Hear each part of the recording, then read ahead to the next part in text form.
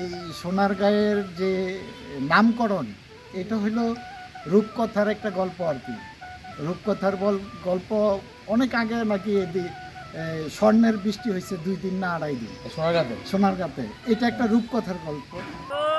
আসসালামু আলাইকুম।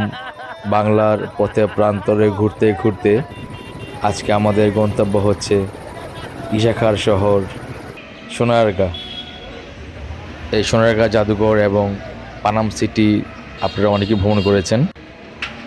আর এই সোনারগাঁ জাদুঘর এবং পানাম সিটির বাইরেও একটি জমিদার বাড়ি রয়েছে, জনপ্রিয় একটি জমিদার বাড়ি। আর সেই বাড়িটির নাম হচ্ছে নীলকুঠি জমিদার বাড়ি। আজকে নীলকুঠি আপনাদের ঘুরে দেখাবো।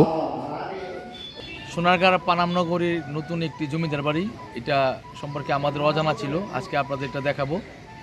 সোনারগাঁ পানাম নগরীর নীলকুঠি জমিদার বাড়ি। যারা এই সোনারগাঁ পানাম নগরী ঘুরতে আসবেন তারা বোনাস হিসাবে এই নীলকুঠি জমিদার বাড়ি ঘুরে যেতে পারেন। আজকে আপনাদের সব কিছু জানাবো এর ইতিহাস ঐতিহ্য সম্পর্কে। চলুন তাহলে আমরা এই সোনারগাঁ নীলকুঠি ঘুরে দেখি। পানাম নগরীর কাছেই এই জমিদার বাড়ির অবস্থান। একদম মেন সড়কের পাশেই ইস্ট ইন্ডিয়া কোম্পানির নীল চাষের করুণ ইতিহাসের সাক্ষী এই নীলকুঠি দাঁড়িয়ে আছে যুগ থেকে যুগান্তরে। প্রাচীন যুগে বহির্বিশ্বে সোনারগাঁয়ের সবচেয়ে স্বীকৃতি ছিল বস্ত্রভিত্তিক শিল্পকর্মে। সোনারগাঁয়ের মুসলিম কারুকার্য সব যুগে প্রশংসিত হয়েছিল। যখন মুসলিমদের সুখ্যাতি সারা বিশ্বে ছড়িয়ে পড়ল, তখন ইংরেজ শাসকরা এই মুসলিম শিল্পকর্মকে ধ্বংস করার জন্য নীল চাষ করতে বাধ্য করে। 1670 সালের মধ্যে ইউরোপে মুসলিম রপ্তানি হতো। ওই সময় থেকে অষ্টাদশ শতকে একমাত্র ইংরেজ কোম্পানি সোনারগাঁয়ে নীলকুঠিতেই 13-14 তাঁতি তালিকাভুক্ত হয়ে কাজ করত। মুসলিম তৈরির এত কারিগর দেখেই ইংরেজ শাসকরা এই শিল্প ধ্বংস করার জন্য উঠে পড়ে লেগেছিল। পরবর্তীতে 1813 থেকে 1817 সালে মুসলিম কাপড় রপ্তানি চিরতরে বন্ধ হয়ে যায়। 1810 থেকে 1860 খ্রিস্টাব্দ পর্যন্ত বাংলায় নীল চাষ উন্নতির চরম শিখরে উঠেছিল। কিন্তু 18 থেকে 59 খ্রিস্টাব্দে কৃষকরা বিদ্রোহ ঘোষণা করলে নীল চাষের অবনতির দিকে অগ্রসর হয়। সোনারগাঁয়ের অন্যান্য নিদর্শনের মধ্যে নীলকুঠি অন্যতম প্রাচীন নিদর্শন। যথাযথ সংরক্ষণের অভাবে এই বাড়িটিও আজকে বিলুপ্তির পথে।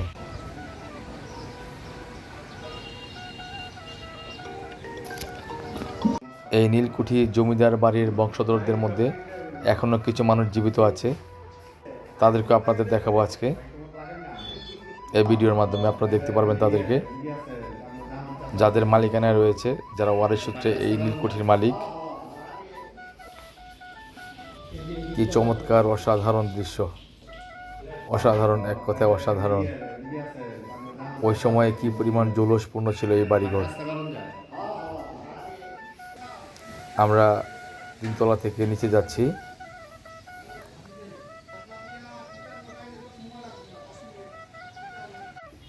এটা হচ্ছে এই বাড়ির পূর্ব দিকের দেয়াল, যা আপনারা দেখতে পাচ্ছেন একটা ভৌতিক অবস্থা।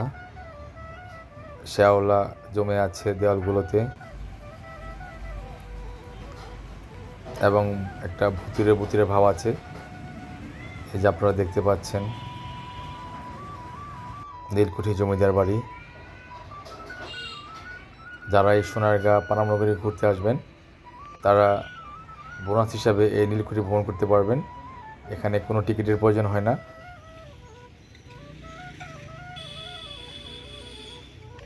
অসংখ্য লিচু বাগান, চমৎকার দৃশ্য, ভ্রমণ পিপাসুদের অবশ্যই আকৃষ্ট করবে এই নীলকুঠি। এই যে দেখুন, অনেক বড় বড় লিচু গাছ আছে এখানে। বিশেষ করে লিচুর সিজনে আসলে আপনি অনেক কিছু দেখতে পারবেন এখানে। আসুন এই নীলকুঠি জমিদার বাড়ির একজন সম্মানিত সদস্যের সাথে কথা বলি। হ্যাঁ, ইনশাল্লাহ।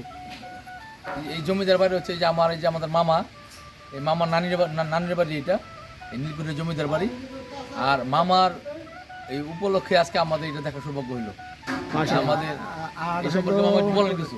এই সোনারগাঁয়ের যে নামকরণ, এটা হলো রূপকথার একটা গল্প আর কি।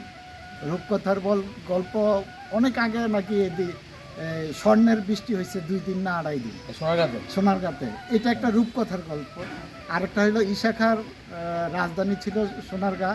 ঈশা খাঁর স্ত্রীর নাম ছিল হলো কি জানি সোনাই বিবি। সোনাই বিবি। সোনাই বিবি, ওই সোনাই বিবি নাম উপলক্ষে অনেকে বলে যে এটা সোনারগাঁ নাম দেওয়া হয়েছে। সর্বশেষ যেটা সেটা হইল সোনারগাঁয়ের পূর্ব নাম ছিল সুবর্ণগ্রাম। সুবর্ণগ্রাম। সুবর্ণগ্রাম, সেই সুবর্ণগ্রামের নামকরণ অনুসারেই এই সোনারগাঁয়ের পরবর্তীতে সোনারগাঁ নাম হয়েছে। নাম হয়েছে। এইটাই এখন প্রসিদ্ধ আর কি। এর জন্য এই সোনারগাঁ সোনারগাঁ। মামা আপনার এই নানির বাড়ি সম্পর্কে কিছু বলেন, আপনার স্মৃতি বলেন। আমার এই বাড়ির স্মৃতি হলো আমরা যত ছোট ছিলাম জি। এই বাড়ি থেকেই আমি এইখান থেকে পায়ে হেঁটে মেট্রিক পরীক্ষা দিতে গেছি। এই বাড়িতে থাইকা প্রায় 2 মাইল দূরে মধু ঠাকুরের বাড়ি, হ্যাঁ। ওইখানে গিয়ে আমি মেট্রিক পরীক্ষা দিছি। আমি, আমার মামা, ছোট মামা, আমার এক খালাতো ভাই, আর ওই সময় দলবদ্ধভাবে এখানে অনেকেই 10-12 জন থাইকা তারপর আমরা পায়ে হাইটে হাইটে গিয়ে মেট্রিক পরীক্ষা দিছি। এইলো এইখানে আর আর তো অনেক স্মৃতি আছে। আর তো অনেক আছে। প্রাচীনতম জমিদার বাড়ি একটা মামা এটা আপনার জানেন। হ্যাঁ, এটা হলো আমার নানার পৈতৃক সম্পত্তি। এটা? সরি না, আমার নানার মানে মোল্লা বাড়ি হলো আরো 2 বাড়ির পিছনে। পিছনে, হ্যাঁ। কিন্তু ওই আমার নানা এক জমিদারের পুরা জমিদারি কিনে নিছে। আমার নানা? আমার নানা ও, পুরা আচ্ছা, জমিদারি আচ্ছা, কিনে নিছে ওই আমলে? ওই আমলে। এটা শুধু একটা জমিদারের কি অংশ কিনে নিছে। আমার নানা প্রায় 4-5টা জমিদারের জমিদারি কিনে নিছে। সুবহানাল্লাহ। তো না না, সোনারগাঁ এক হইলো মুসলিমের জন্য প্রসিদ্ধ বিখ্যাত ছিল, ছিল। তারপরে মুসলিম হইলো কাপড় যেটা মুসলিম বলে। কাপড়, হ্যাঁ। তারপরে হইলো জামদানি কাপড়, জামদানি কাপড়। তারপরে মাজারের জন্য সোনারগাঁ বিখ্যাত। বিখ্যাত ছিল। আর সবচেয়ে বড় এখন হইলো লিচুর জন্য লিচুর জন্য বিখ্যাত। লিচুর সিজনে সবাই আসবেন এখানে। এখানে। অবশ্যই সবাইকে দাওয়াত, আসার জি। আমন্ত্রণ জানাচ্ছি। মামার ধন্যবাদ আমাদের মাতৃভাষার পক্ষ থেকে, যে মামা আমাদের এখানে আসার সুযোগ করে দিয়েছে। ঠিক আছে, ঠিক আছে। মামা, আসসালামু আলাইকুম। আমি যুগ মনে হয় আরো আছে।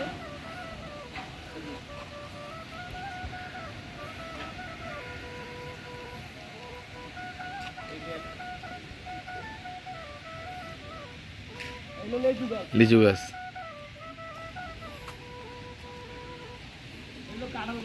কাঁঠাল গাছ। এই সোনারগাঁ পানামনগরী নীলকুঠি জমিদার বাড়ি থেকে আপাতত বিদায় নিচ্ছি। আপনারা সবাই ভালো থাকবেন, বেশি বেশি ভ্রমণ করবেন, আমাদের জন্য দোয়া করবেন।